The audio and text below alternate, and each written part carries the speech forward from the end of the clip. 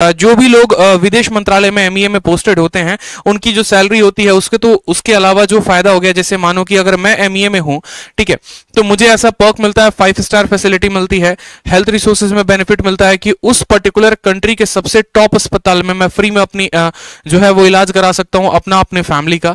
मेरे जो बच्चे होंगे उस स्कूल में, मतलब जैसे मानो अगर लंदन में पोस्टिंग हुई तो लंदन के सबसे टॉप स्कूल में फ्री में ऐसी शिक्षा मिल सकती है। क्या ये बात में सत्यता है? तो बिल्कुल इन सभी बातों को लेकर जितने भी आपके मन में 50 तरह के डाउट होंगे वो सभी के सभी मैं आप लोगों को क्लियर करूंगा। भाई बहुत मेहनत की है मैंने आप सभी के लिए, तो आपका भी ये बात फर्ज बनता है कि तुरंत एक वीडियो को प्यारा सा लाइक कर दो, ठीक, और सब जगह पर शेयर कर दो भाई, ताकि ये जो बात है ना ये सब जाने और इससे सबका बेनिफिट हो सके।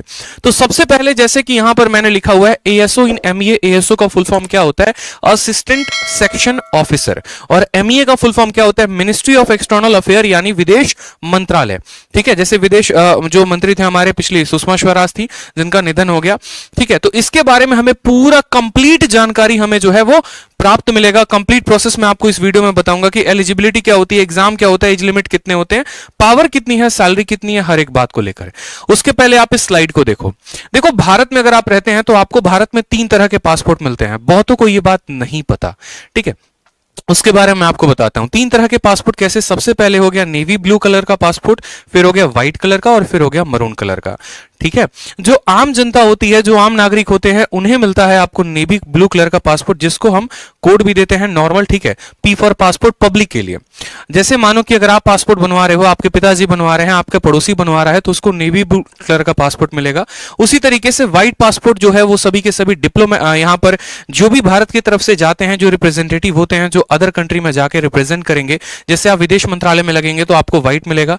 और मरून कलर का जो पासपोर्ट होता है ये डिप्लोमेटिक पासपोर्ट होता है, ये ऑफिशियल पासपोर्ट है और ये डिप्लोमेटिक पासपोर्ट। अब ये डिप्लोमैट्स कौन होते हैं? डिप्लोमैट्स वो हो गए जो भारत सरकार की तरफ से किसी और कंट्री में जाते हैं, बायलैटरल मीटिंग्स के लिए हो गए, जैसे, ठीक है, समझौता के लिए हो गया, मिलिट्री एक्सरसाइजेस के लिए हो गए, तो वहां पर आपको मिलता है डिप्लोमेटिक इंडियन पासपोर्ट। जैसे आपने ये भी सुना होगा कि हमारे सीआईएसएफ के कुछ जवान गए और अफगानिस्तान में जाकर वहां पर ट्रेनिंग कर रहे हैं, तो उस समय वो ब्लू कलर के पासपोर्ट से नहीं जाएंगे, व्हाइट कलर के पासपोर्ट से जाएंगे, ऑफिशियल पासपोर्ट होता है।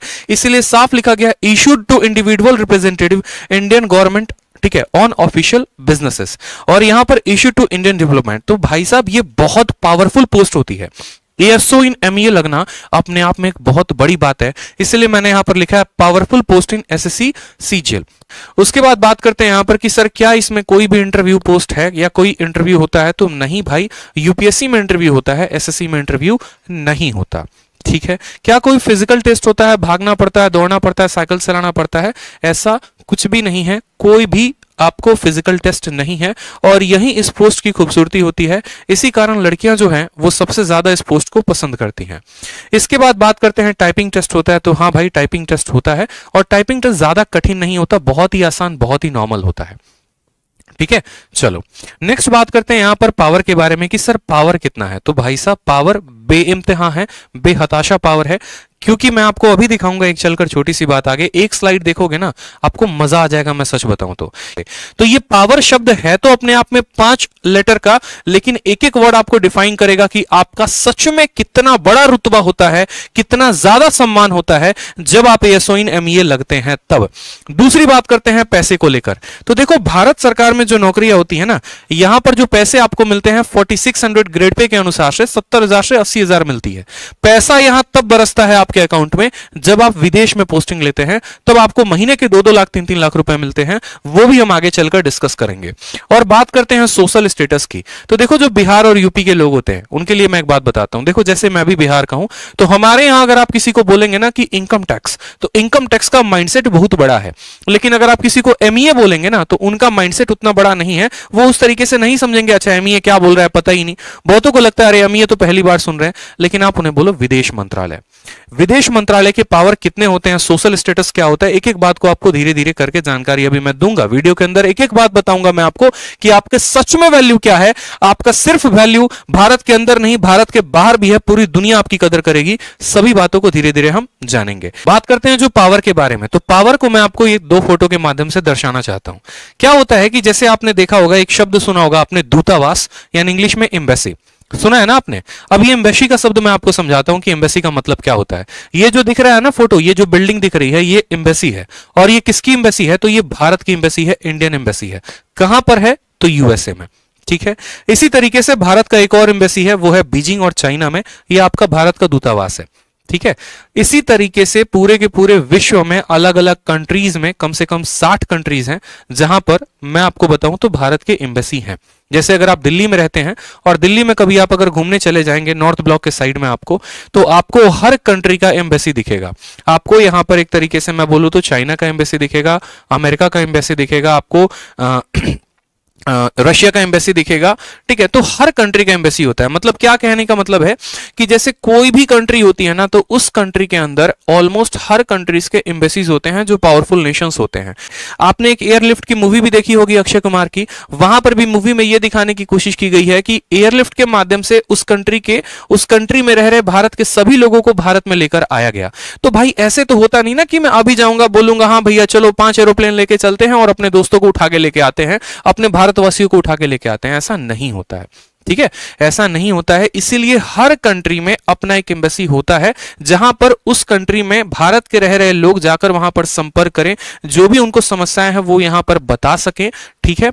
और उसी तरीके से ये पूरे के पूरे डेटा को रिकॉर्ड करते हैं और इस तरीके से भारत को मदद करते हैं। एग्जाम्पल के तौर पर मान लीजिए कि मैं फंस गया हूं, कहां में जाकर लंदन में मैं रह रहा हूं और वहां पर मुझे अपने कास्ट सर्टिफिकेट की जरूरत है, तो मैं जाकर किससे बोलूंगा? मैं अपने इंडियन हाई कमांड से बोलूंगा, मैं अपने इंडियन एम्बेसी में जाऊंगा। तो उस इंडियन एम्बेसी में जाएंगे, वहां पर आपके सारे ऑफिशियल वर्क्स होते हैं। ठीक है। जब कोई कंट्री से भी आपके इंडिया से भी जाता है या कोई एनआरआई आ रहा होता है, तो सारा का सारा जो वर्क होता है वो आपके अपने कंट्री के एम्बेसी में होता है। तो हर कंट्री में भारत की एक एम्बेसी है। जैसे यूएसए में ये हो गया, उसी तरीके से चाइना में काम भी एम्बेसी हो गई।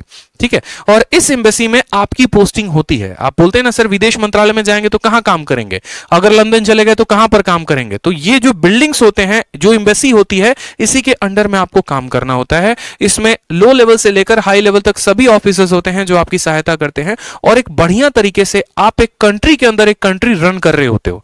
इसलिए एम्बेसी को एक और बात भी कहा जाता है, country with in a country. और एक बात को हमेशा ध्यान रखना, एम्बेसी की जो पावर होते हैं बहुत ज्यादा होते हैं। उस देश के ऊपर अटैक हो सकता है लेकिन कभी एम्बेसी के ऊपर अटैक नहीं हो सकता। अगर एम्बेसी के ऊपर अटैक हुआ इसका मतलब सीधा है कि आपने उस नेशन के ऊपर अटैक किया है। अभी आपने देखा भी होगा कि इजराइल के एम्बेसी के ऊपर अटैक हुआ था, फिर इजराइल ने उस कंट्री का क्या हाल किया था। ठीक है। आप किसी के एम्बेसी के ऊपर अगर अटैक कर रहे हैं, इसका मतलब आप उस नेशन के ऊपर अटैक कर रहे हैं। यानी सबसे सुरक्षित अगर उस कंट्री में कुछ है तो उसकी एम्बेसी है और वो सीधा का सीधा एक कंट्री को रिप्रेजेंट करती है। और जब आप इसके अंदर काम कर रहे होते तो सोचिए कि आप एक भारत सरकार की तरफ से भेजे गए एक राजदूत हैं जो पूरे के पूरे भारतवर्ष को रिप्रेजेंट कर रहा है। इसलिए मैं कह रहा हूं कि इसका जो पावर है और इसका जो सोशल स्टेटस है वो अपने आप में बहुत बड़ा है, बहुत महान है। ठीक है।